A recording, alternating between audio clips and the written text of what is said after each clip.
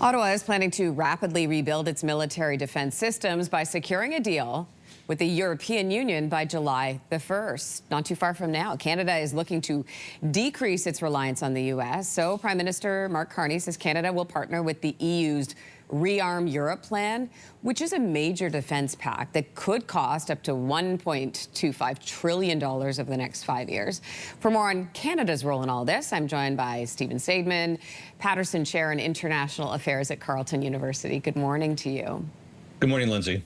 I guess first off, just walk us through what the Rearm Europe plan is. Sure. The challenge for Europeans is many of them are small countries, and so it's very hard for them to economically buy weapon systems, because buying 5 or 10 or 15 or 20 systems, let's say artillery pieces, is very expensive. That all these weapon systems are very expensive to research and develop, and so you want to buy a lot of them so that way those costs are shared over lots of systems rather than just buying a few. And so what they're trying to do is they're trying to collectively buy a lot of things that have been identified as being important thanks to the Ukraine-Russia war, which has taught us a lot about what modern war requires.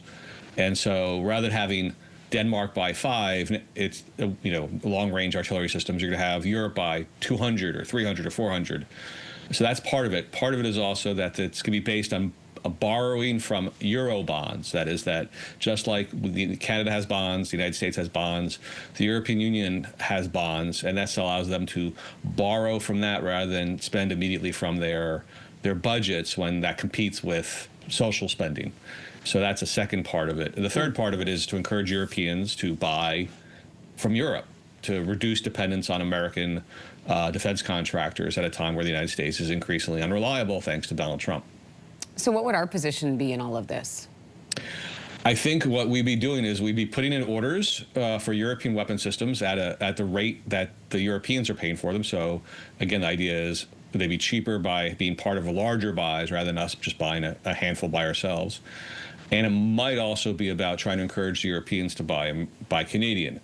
I think for negotiating an agreement with the Europeans, the first part's going to be very attractive to the Europeans. The second part might be something that might be a bit of a struggle. But this week is CANSEC, the big defense contractor convention in town in Ottawa, and so they're promoting their wares. And so Canada does produce a variety of weapon systems or components, and so we're hoping to get into the European market as well as most importantly, trying to get more weapon systems at this moment in time for the Canadian Armed Forces. So how much would this cost us, ballpark? Do we know? We have no idea, because we're trying to reduce our dependence. Of 70% of our weapon systems come from the Americans these days. So we're trying to find an alternative source for it. So it really depends on what we end up choosing to buy. I think the idea is it's not really going to cost us any more, because we're going to be buying stuff that we are intending on buying. It's just that the source of it will be different. So it might matter on the margins, but it's part of the larger effort to supply the Canadian Armed Forces with weapon systems that they need now that we know what it's required for modern war, and to get ourselves less dependent on the Americans. It's such an interesting time right now when we think about the challenges that lie ahead as Canada, is looking to diversify and partner with Europe, while also still trying to maintain a relationship with the U.S., especially when Canada is currently in these discussions around the Golden Dome.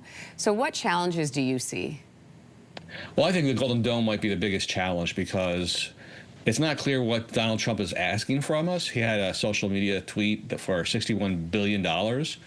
And the thing is, we are already on the hook for modernizing our NORAD systems. That is, we, in cooperation with the United States, have invested and will be investing in new sensors to detect weapons that might be flying over the Arctic from various directions.